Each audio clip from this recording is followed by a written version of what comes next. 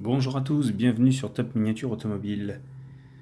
Voici une voiture que vous ne croiserez pas tous les jours, que ce soit en vrai, parce qu'il n'en existe qu'une, et elle est conservée au musée Corvette aux États-Unis, dans le Kentucky, je crois, le fameux musée Corvette, et en miniature parce que on n'en trouve pas énormément. On n'en trouve plus énormément sur le marché. Ceux qui possèdent cette voiture la conservent précieusement car c'est un modèle qui devient très rare. C'est une voiture qui a été faite par Otto Hart. Elle est splendide. On est sur la Corvette 1960. Alors, il y a plusieurs polémiques. 68 ou 69. Alors, de ce que j'en sais sur cette voiture, ce serait un modèle 69. Mais Otto Hart la commercialise sous Corvette 68. Bon, 68, 69, c'est peut-être le millésime 69 sur un modèle 68. Ça arrive aussi. Bref, on est sur une Corvette, comment dire, qui porte le nom de Manta Ray, la raie Manta. Vous savez, ce grand poisson extra large qui vole dans l'eau avec des mouvements très fluides, très très beaux. Et ben, General Motors a conçu cette voiture en s'inspirant de la raie Manta, d'où son nom, la Manta Ray. Alors, on va découvrir cette voiture chez Otto Hart. Déjà un petit historique. Cette voiture, à la base, pour ceux qui connaissent, a été conçue sur la base de la Mako Shark, corvette qui a été réalisée par General Motors en 1962 et en 68. Donc il y a eu deux modèles de la Mako Shark qui ont été réalisés. Et en 68, 68-69, donc d'où peut-être la confusion, un des deux prototypes Mako Shark a été repris pour concevoir cette Manta Ray. Et cette Manta Ray, elle est tout bonnement fabuleuse. De par son aspect esthétique, pas trop par sa motorisation, parce qu'on est juste sur un V8 430 chevaux, ce qui est déjà pas mal, bloc aluminium, mais en tout cas, physiquement, la voiture est, comme je dis, unique. Il n'y en a qu'une, vraiment unique. Alors, j'ai fait une pause là sur le plateau tournant, ce qui va nous permettre de voir. Je vais la laisser sur le plateau tournant un petit peu, de voir les particularités de cette voiture. Parce qu'il y en a deux belles.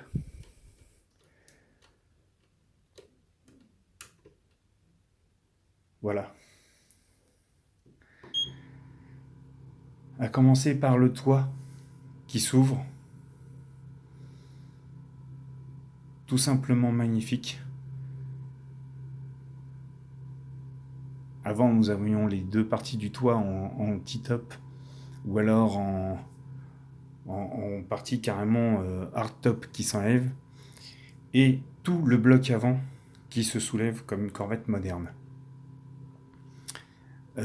Otto Hart a réalisé une parfaite copie de cette voiture à l'échelle 1 avec ce modèle qui est magnifique. Voilà. On va la laisser tourner un petit peu pour bien que vous voyez. Et après, je vais enlever le plateau tournant et on va détailler la voiture ensemble sans le plateau tournant parce que ça va me gêner un petit peu.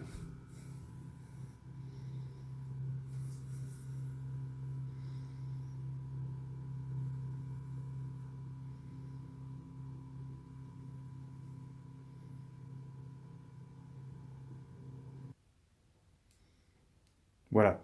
Donc j'ai arrêté le plateau tournant, je l'ai enlevé. Et maintenant, on peut voir ensemble les caractéristiques de cette voiture. Alors,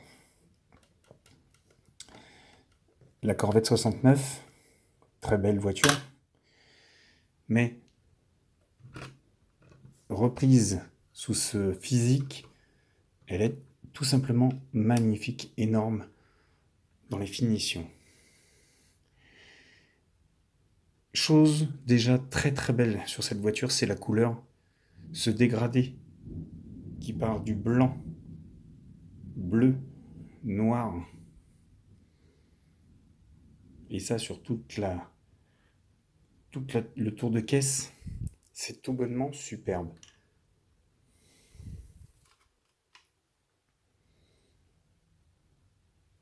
Le cul de la voiture, alors on va y aller gentiment. Le cul de la voiture, comme vous pouvez le voir, effectivement, s'inspire vraiment de la Raymanta. Et nous avons donc sur l'arrière le petit logo. Alors par contre, comme c'est du noir, ça laisse les traces de doigts. Manta Ray. Le logo Corvette ZL1.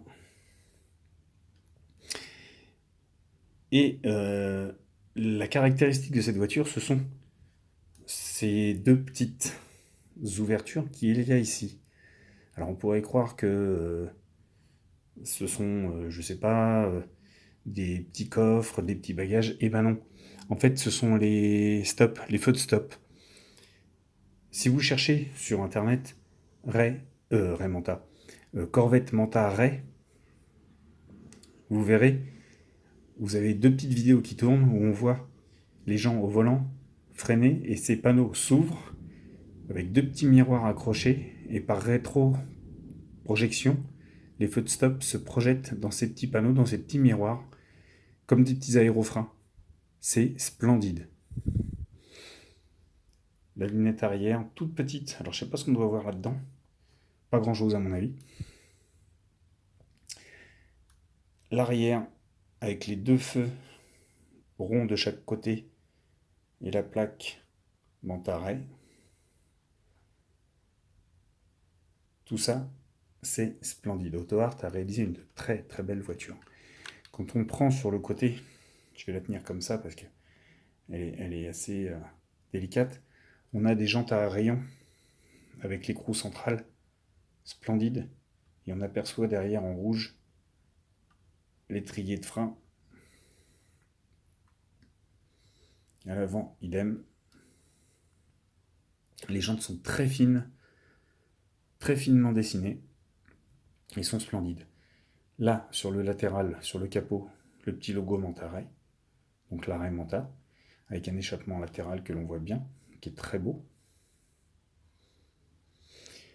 Particularité sur cette voiture, c'est le rétroviseur qui se trouve en haut du montant et pas en bas, comme ses sœurs.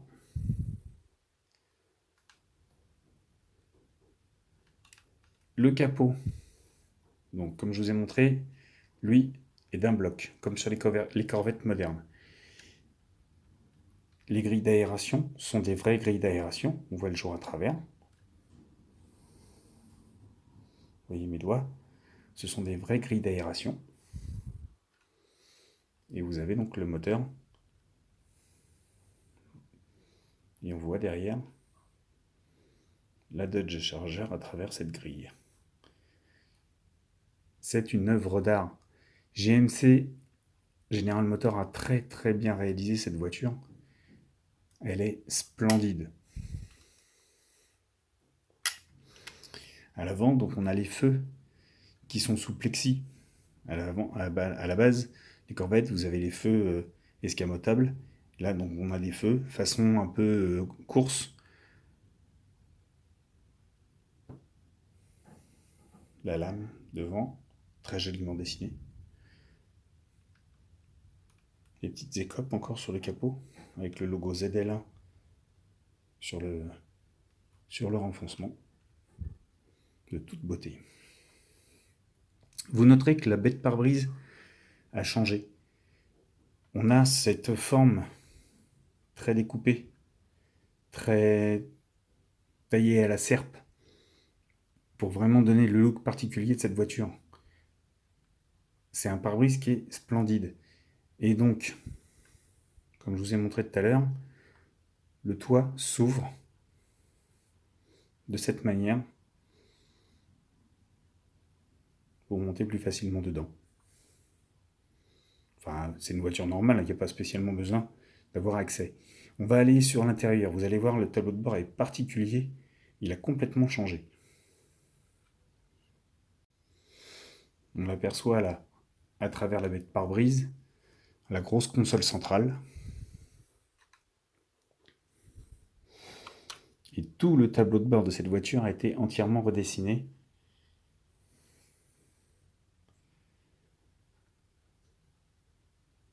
Avec un intérieur très très très futuriste, comme vous pouvez le voir.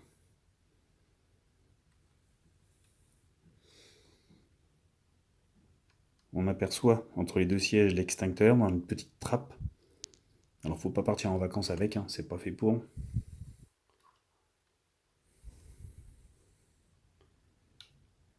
La grosse console centrale avec tous les voyants et le gros compteur qui se trouve au milieu du tableau de bord. Regardez le tableau de bord, comment il est taillé. Il est splendide, c'est énorme le travail qui a été fait dessus. Il faut savoir que ce tableau de bord, c'est le tableau de bord de la Mako Shark. Donc c'est le tableau de bord de la première génération de cette voiture avant qu'elle ne soit transformée en Mantaray.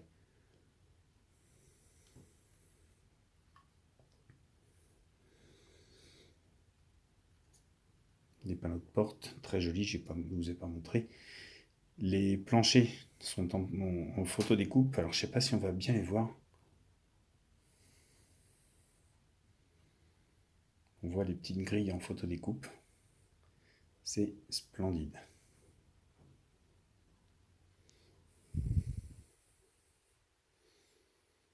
On a une très jolie voiture, très bien finie de la part d'AutoArt. Les charnières sont bien réalisées, les ouvertures de porte sont fidèles à l'ouverture, les angles sont vraiment très beaux.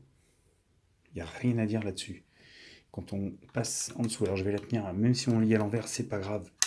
Pour vous montrer le dessous, donc le bloc avant avec les sorties d'échappement latérales, le train avant, le bloc moteur, le carter, la boîte de vitesse, l'arbre de transmission qui ne tourne pas, il n'y a pas d'amortisseur non plus, et le train arrière, elle est tout bonnement splendide.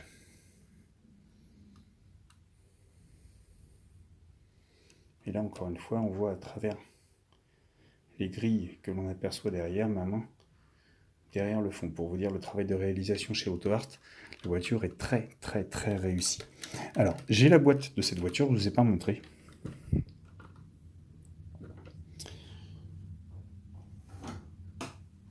C'était une voiture à l'époque.